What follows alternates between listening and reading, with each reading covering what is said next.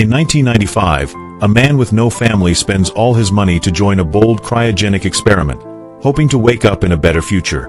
But when the project suddenly runs out of funds, the lab is closed, the equipment is boxed up, and he is accidentally left behind in a sealed cryo capsule, forgotten in a government warehouse for 30 years. And the present day, a woman working in that same warehouse stumbles upon the strange capsule and unknowingly triggers its release. The man opens his eyes in a world that has changed completely, with no one left who remembers his name. Together, the two strangers begin to uncover what really happened to the experiment, the truth behind the lost patents, and the powerful interests that prefer him to stay silent. As they fight for his rights and his place in this new world, their lives become deeply connected, and an unexpected bond starts to grow between a man out of time and the woman who accidentally brought him back. Chapter 1. The Price of a Dream. In 1995, I was 32 years old and had nothing left to lose, and no parents. No brothers or sisters. No one waiting for me at home.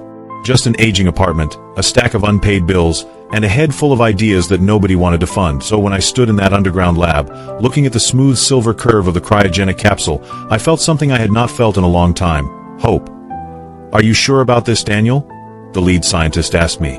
His name was Dr. Keller, and his tired eyes studied me over thin glasses.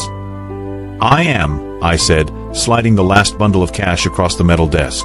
Every dollar I had ever saved. My past and my future, in one reckless gesture. The contract was thick, full of dense language, but I knew the words that mattered. In case of success, I held the patents with Keller. Half of the rights. Half of the future.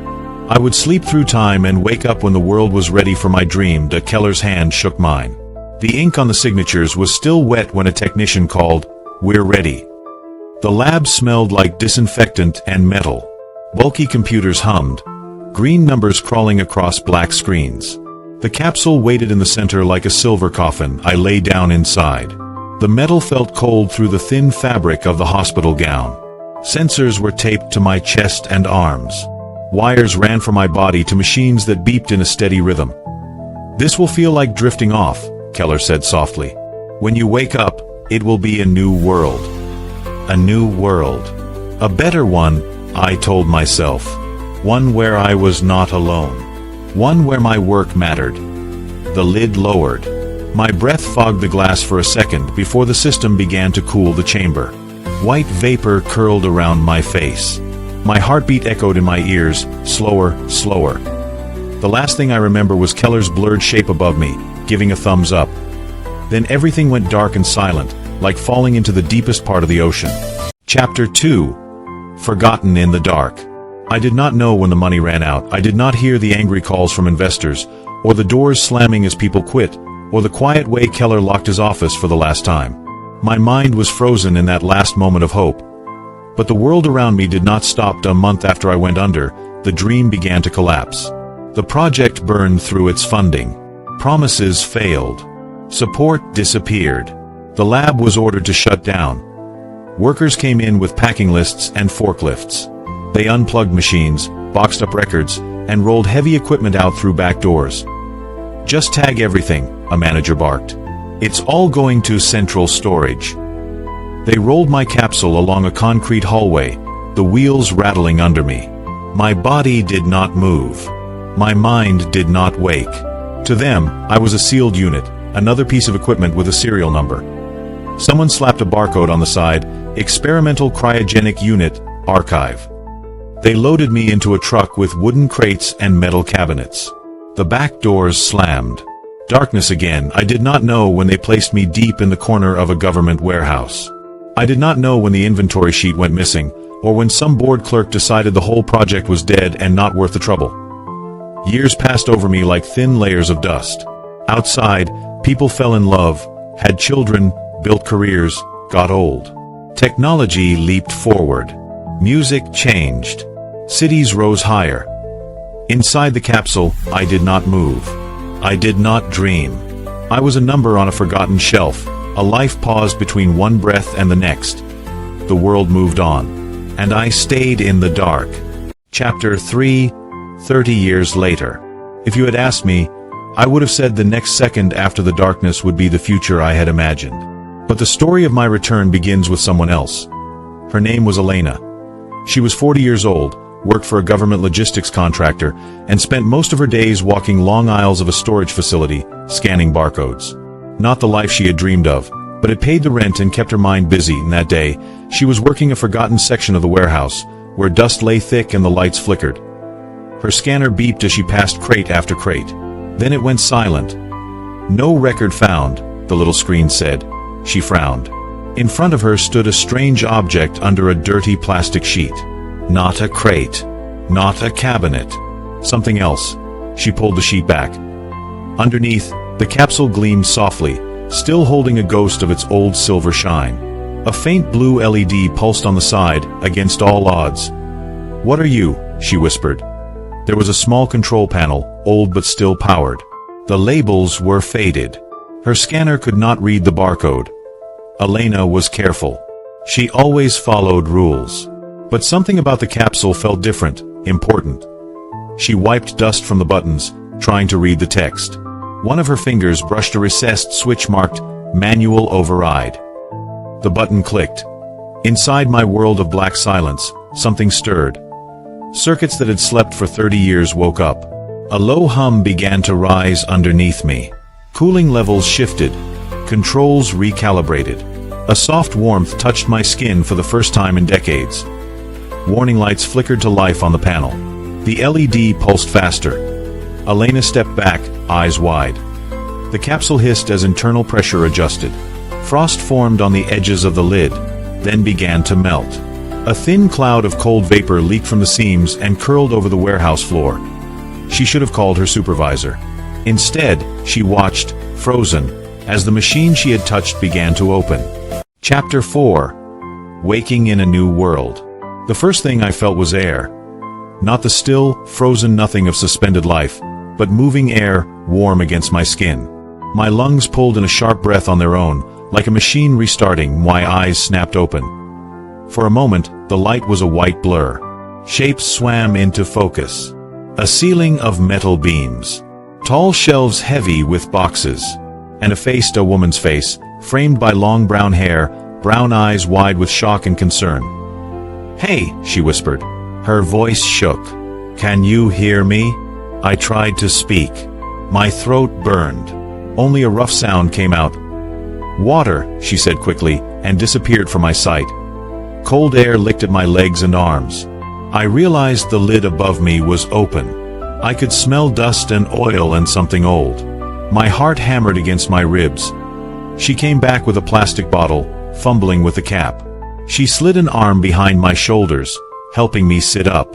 My muscles trembled with effort. "Slowly," she said. "Here. Drink." The water felt like life pouring down my throat. I coughed, choked, drank again. Where am I?" My voice sounded wrong, like it was someone else's. "You're in government storage," she said. "Some kind of warehouse. I'm Elena."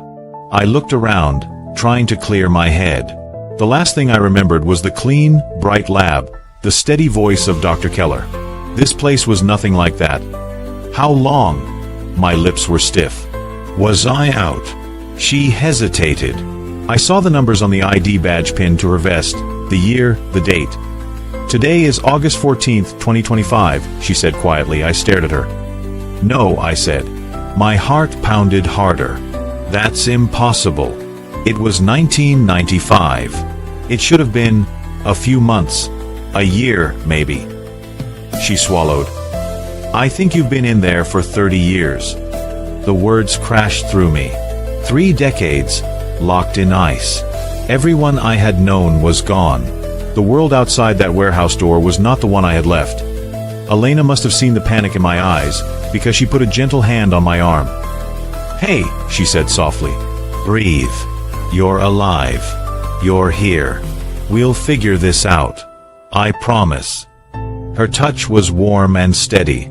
In that moment, in that huge empty warehouse, she was the only solid thing in my world. Chapter 5. Pieces of the Past. She found me some clothes from a lost and found box. The fabric felt strange, softer, the cuts different from what I remembered, but I was too numb to care. We sat in a small office near the loading dock. The computer on the desk was thinner than any monitor I had ever seen. The keyboard glowed. Start from the beginning, Elena said. Tell me everything. I told her about the experiment. About Keller, the patents, the promise of waking up when the world was ready. I told her how I had no one, how I had traded the rest of my life for a chance at a different one. She listened, elbows on the desk, chin resting on her hands. When I finished, she turned to the computer and began to type. I'll search for the project, she said. The internet was not the thing I had left. It was bigger, faster, endless. Names and dates and records appeared in seconds. There, she said, pointing at the screen. Cryogenesis Initiative, 1993 to 1996. Shut down due to funding. And she clicked.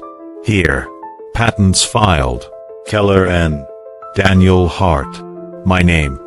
Seeing it on that glowing screen in a year I had never expected to see made something deep inside me twist. It says the patents were archived, she went on. No legal transfer after the shutdown. Your signature is still there. So they never canceled them? I asked. Not officially, she said. You're still listed as co-inventor and co-owner. But if you were missing, I understood. The world thought I had just vanished. The patents were sleeping with me. If the technology had been used, it would have been in the shadows. Why does this matter now? I asked, staring at the old scanned documents. Lena's eyes moved to the corner of the screen. An ad showed up, some medical startup boasting about next-generation cryopreservation and cold sleep travel for the future. Because, she said slowly, your crazy idea might be very valuable now. She dug deeper, opening news articles, company reports. Cryogenic research had taken small steps, hit legal walls, stopped short of what Keller and I had planned. But the idea was very much alive. And you are proof it works, she added, looking at me. You survived 30 years in that thing. That changes everything. I felt dizzy. I had gone to sleep with nothing. I had woken up with, what? Acclaim, power, a fight waiting to happen. First, we get you legal again, she said. ID, records, all of it. Then, we talk to a lawyer. Because if this is real, you have rights. Big ones. Why are you helping me? I asked quietly. Elena paused. For the first time, she looked a little unsure. Because I opened that capsule, she said. Because you were forgotten. And because, if this had happened to me, I would want someone on my side. She gave a small, shy smile. Besides, she added, I kind of want to see how this story ends. Chapter 6. Fighting for a Future. The next weeks were a blur of forms, questions, and cold waiting rooms. Elena took time off work to go with me to government offices. Without any living family, without records for the last 30 years, I was a problem no one wanted. But Elena did not give up. She spoke for me when I stumbled over my own story. She printed copies of the patents and laid them on desks. She looked bored clerks in the eye until they actually read the documents. Bit by bit, the system began to accept that I was not a ghost. I was Daniel Hart, born in 1963, legally alive, and suddenly very interesting. A lawyer named Mason agreed to see us after Elena sent him the patent files and a short summary of my unusual situation. He stared at me across his polished desk, tapping a pen. You understand, he said, if we push this, we will wake up a lot of people who would rather this stayed buried. What can they do? Elena asked. Argue he's not entitled to anything, Mason replied. Say the patents expired, or were abandoned. Or, he flipped through the pages. We prove he was incapacitated by their own negligence and that no proper closure happened. In that case, we have a very strong case. He turned to me. Mr. Hart, your successful cryogenic suspension is a scientific first. If we validate it in court, and if we can bring this technology back legally, we're looking at enormous value. For medicine. For space travel. For many things. I glanced at Elena. She watched me with quiet encouragement. What do you want to do? She asked. I thought of the years I had lost. The life I had frozen, trusting people who had packed me away like a broken machine. Then I thought of the capsule waking up, of Elena's hand on my arm, of the way her eyes lit up when she talked about the future. I want my life back, I said. And I want the work to mean something. Mason nodded slowly. Then we file, he said. The legal battle did not explode like in movies. It crawled. Letters. Replies. Old names resurfacing. A gray-haired Keller appeared on a video call, shock and guilt on his face when he saw me alive. I tried to find you, he said hoarsely. They told me everything had been destroyed. I failed you, Daniel. I felt anger rise, then fade. 30 years had already punished him more than I ever could. We can still make it right, I said. Help us. And he did. He confirmed the intent of our agreement, the fact that the capsule was never meant to be abandoned. His testimony carried weight. As months passed, the case drew attention. Reporters called it the man frozen in time. Strangers online argued whether I was a miracle or a legal headache. Through it all, Elena stayed beside me on long evenings. After meetings and documents, we would sit in her small apartment, sharing takeout. She showed me streaming services, video calls, everything I had missed. I told her about payphones, cassette tapes, and the world before everything went digital. First, we were two people from different times, just trying to bridge a gap of 30 years. But slowly, something warmer began to grow in the space between us. Chapter 7. Learning to live again. The city felt like a different planet. Screens everywhere. People walking with earbuds, talking to invisible others. Cars that hummed instead of roared. It should have overwhelmed me. Sometimes it did, but I was not facing it alone. Elena took me to the places she loved. A quiet coffee shop on a corner where they knew her name, a park bench under a tree that turned golden in autumn, a tiny movie theater that played old films.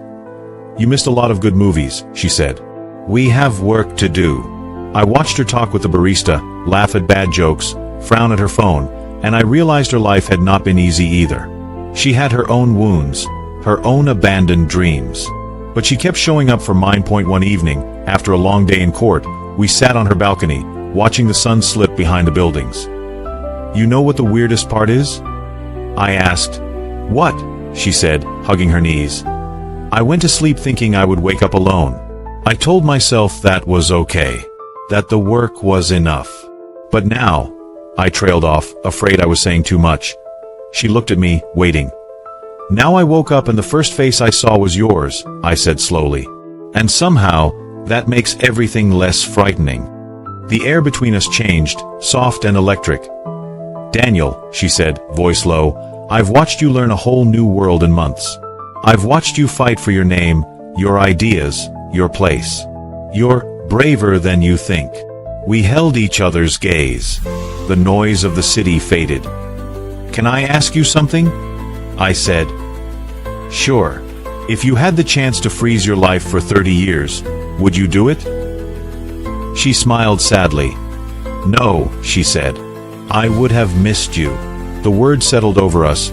Quiet and true, I reached out, almost without thinking, and took her hand. She did not pull away. Her fingers curled around mine, warm and steady, just like that first day in the warehouse. In that moment, I understood something important. Time had taken so much from me, but it had also given me this. A woman who had lived her own years, made her own choices, and still chose to sit here with me, in this exact present. Maybe I had not just survived the experiment. Maybe I had been brought forward to the one person who would make waking up worth it. Chapter 8. A New Beginning. The day the court recognized my rights, the sky was clear and sharp. The judge's words were technical, heavy with legal terms, but the meaning was simple. The cryogenic patents were valid. I was their rightful co-owner. The government's negligence was recorded. The technology could be revived under my control. Outside the courthouse, cameras flashed.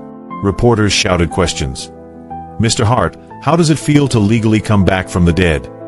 Do you plan to make cryo-sleep available to the public? Are you angry about the years you lost? I could have talked about anger, about regret. Instead, I looked at Elena, standing beside me in the crowd. Her eyes met mine, full of pride. It feels, I said into the microphones, like I have been given a second chance. Not just at work, but at life. I want to use that chance carefully. In the months that followed, we worked with Keller and a small, honest team to restart the cryogenesis project. This time, No secret shutdowns, no buried capsules. Transparent, controlled, ethical. Walking through the new lab for the first time, I felt a strange peace. The machines were more advanced, the software sleek, but the heart of it was the same dream, to bend time in a way that could help people. Elena walked beside me, her ID badge hanging next to mine. She had joined the project as operations director. She kept the place running, caught details others missed, and never let anyone forget the human lives behind the metal and numbers. One evening, we stood alone by an empty capsule, its lid open. "Would you ever go in again?" she asked. I shook my head. "No. I've spent enough time asleep." "Good," she said softly. "I like you awake." I turned to her. "I used to think my life ended in 1995, I said. That everything important was behind me. But now," I reached for her hand again, the motion as natural as breathing. "Now I think my life started the day you opened this thing." Her eyes shone, and before I could say anything else, she stepped closer and kissed me. Tea was simple, gentle, but filled with all the moments we had shared. Confusion in a dusty warehouse, late-night research, laughter over coffee, quiet walks through a city that had become ours. When we pulled back, she rested her forehead against mine. "You know," she whispered, "some people wait a lifetime to find the right person. You just took a 30-year shortcut." We laughed, and inside that bright, humming lab, with the future spread out before us, we chose to walk into it together. A year later, in a small garden under a clear sky, we stood hand in hand in front of a few close friends and a nervous officiant. "Do you, Daniel, take Elena?" I did. So we walked away as husband and wife. I glanced back, imagining that somewhere, the younger version of me was watching. The man who had climbed into a capsule with nothing. I wanted to tell him, "You were not wrong to dream. You just did not know what you were really waiting for." Now I did, and why life was no longer measured in years lost, but in days shared. Coffee in the morning. Plans for the lab. Quiet talks at night. Elena's laughter echoing in our home. I had gone to sleep alone in 1995. I woke up, 30 years later, to a world I did not know, and to the love I had never dared to hope for. Chapter 9. Stay with us. If you have stayed with Daniel and Elena's story until now, thank you. Their journey from a forgotten capsule in the dark to a shared life in the light is just one of many tales we want to bring to you, full of emotion, mystery, science, and love that refuses to give up. Somewhere out there, someone feels as lost as Daniel did, or as stuck as Elena did in those warehouse aisles. Stories like this remind us that it is never too late for a second chance, never too late to wake up to something beautiful. Their experiment was about freezing time. Their love was about finally learning how to live inside it. And that, more than any machine, is the miracle worth holding on to. If you enjoyed this story, remember to subscribe to the channel, activate notifications so you do not miss the next tale, give a like to the video if it moved you, leave a comment sharing your thoughts, and share this video with someone who believes in second chances and timeless love.